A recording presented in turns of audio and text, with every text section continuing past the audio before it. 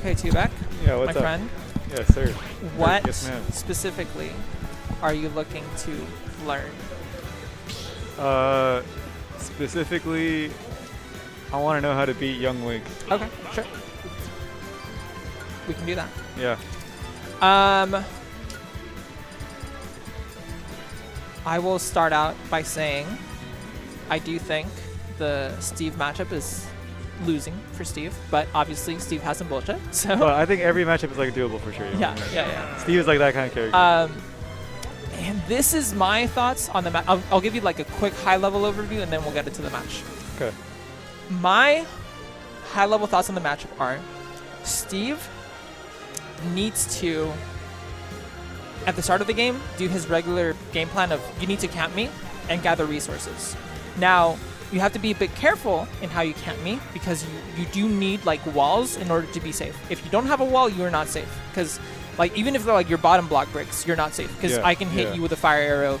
You are in end lag when you're mining and you can get hit. So like camp with walls at all times. But the thing is like Young Link is good at putting pressure when I'm building the wall. You know I agree. Yeah. I agree. So that's when you need to use your mix-ups and your movement and your fundies, your neutral. So you build a wall when you can, and when you can't, then you need to like interact so that you can build a wall again. Okay, I got you. But you do want to be building walls. And another thing is, Young Link's aerials are like pretty stubby, and his airspeed is very slow. So using blocks in the air to mix up your landing, especially like when you're not directly like in my threat range, like specifically like say up air, that's the biggest thing that's going to be like scary for you if you're in the air. If you're outside my upper range, if you just do like a block to like get back your like double jump and stuff, and literally just stall, it's a stall. Like it's like Bowser down air is not that good a move, except it's way better because it stalls him. Yeah. Right. So it's the same shit with using blocks in the air. You use it for the stall. Yeah. So that can help you get back to the ground safely. So you want to be doing that. You want to be doing that a lot. Like you don't have to like just do one and then like commit to the land. Like you can do one and you can jump and do another. And you have to find your opening to do that. And I understand you also don't want to. By the way, I do want to say you don't want to waste all your resources all at once because you do get into a lot of trouble as Steve if you don't have resources against Young Link. So you know, limit yourself, but you like also like find your window. Like don't force it if you don't have to force it. Okay, I got you. Now as far as minecart, minecart is very good, but you I feel like minecart's very to. good, but at the same time, Young Link is just always ready for it. Well, let me explain. Let me explain about that. That's what I was gonna explain. So.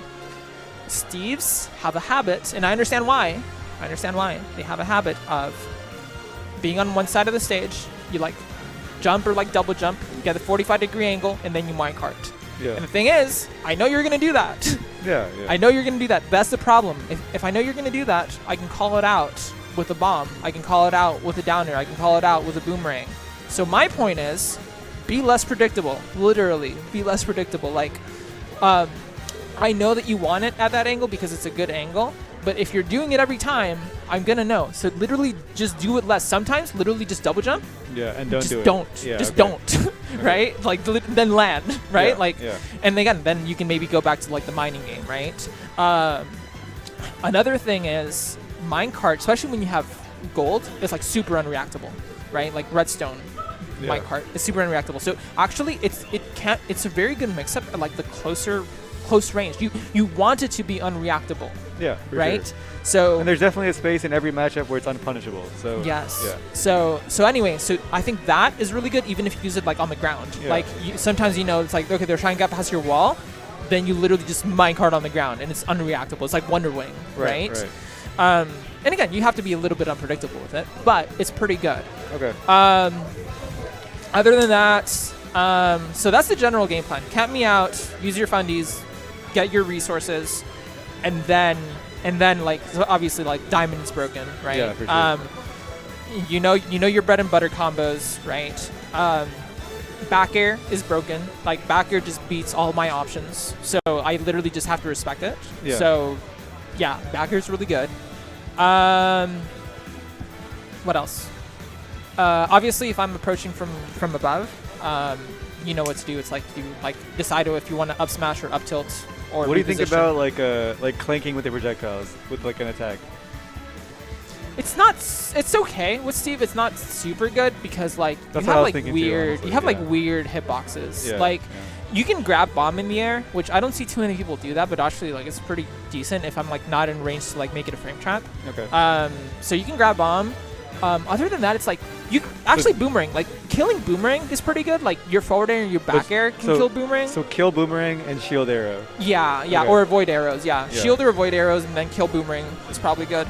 Also, like if I'm doing like an approaching boomerang, depending on the spacing, you can like actually extend your hitbox on boomerang and hit me anyway. Yeah. So like that's one thing. Okay. The biggest thing against Young Link in order to beat him is like, listen, here's the thing. You're going to lose neutral, but you literally just need like 2 or 3 openings. And you want to abuse Young Link at the ledge, which is... Yeah, for sure. It's not like it's free. I feel like it's easier said than done, though. You know? I understand. It's not free, but you do have very, very good setups. And maybe... I don't see you going for a ton of the Twitter setups. I'm not saying go for like the really goofy shit, but there are I can good go like setups. For the Gimmer shit a lot more, yeah. Yeah, exactly. I think you should. Like, I think it's actually very, very good against Young Link. Like, Young Link doesn't have great ledge options. Okay. And I think people, like, you and Shulker, I think both, like, respect you too much on ledge, honestly. Okay, fair. It's because I get hit by the freaking downer every time. Yeah. yeah. But you can just, you can react, actually. Like, I think people get antsy sometimes when they're like, I have to force something, and it's like, you can just, like, position and then like react to like my option like safely. So that's something to think about. I think that's most of it. I think that's the general thoughts on the matchup that I have. So I think it's like one of those matchups where it's like first stock is extremely important. Yeah, I agree. I agree because literally like the person that's camping the other is like in such a good position. Yeah. Okay. Right. Yes, thank you.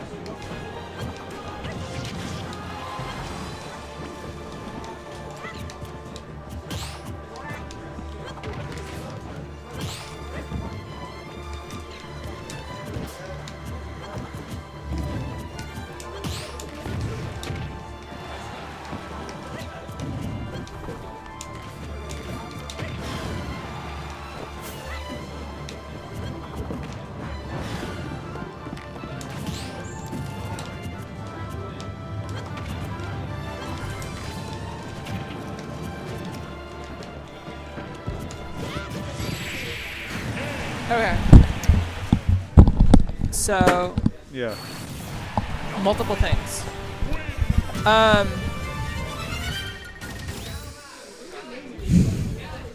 Okay, one is I actually don't think you committed to the camping game plan. Yeah, you're right. I started off with it and I exactly. It. You started off with it and then you started interacting with me too much. It's because like I feel like when I'm down a stock, it's not a viable option anymore. I think you still have to do it. Okay. Actually. Okay. Because your comeback mechanic is diamond. Yeah. So like you need it. I guess that's so that's one thing. I think you didn't commit to it. Two is the way you're approaching. Yeah. Look, Steve is not great at approaching, and Young Link is pretty good at keeping people out. So again, I understand. Yeah. Like, listen, it's losing. But the way you're approaching is. It's definitely telegraphed. You're running at me. Yeah. Like you're literally running at me. Jump minecart. Yeah, I know what you mean. Or also like literally just like literally on the ground, like running at me. Like you need to be using your movement more. Like you need to be using like fade backs. You need to be mixing me up in terms of like, okay, are you gonna approach? Are you not gonna approach? I got you. Okay, or make me think that you are gonna approach. And then you go fade back and mine and then yeah, or you mine, or you use an aerial. Like it's like, okay, you're making me think, oh, you're gonna approach. Okay, so then I'm gonna like, let's say, nair you because I think you're gonna approach. Oh, whoops, you faded back. Now you can back air me, right? Okay. But you're just going full in. You're just holding forward. Yeah, it's like I feel like this need to hit you. You know what I mean? Right, but you don't. Yeah, that's the thing. Yeah. Exactly. Okay. Exactly. Okay. Can we okay, yeah. Yeah. Okay. Let's like run it one more time. Like, yeah. I got 3 stocks, so you know. Yeah. The other thing is, I think you have.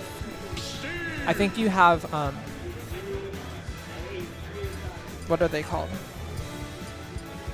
I think you have flowcharts. Yeah. Which it's a bad habit. It's not okay. There's some flowcharts that are good, but if your flowchart doesn't cover like everything, or doesn't cover most things, or you know what I mean? Like there's flowcharts that are much riskier than others. You have a flowchart of every time you anvil, you back air. Yeah. Yeah.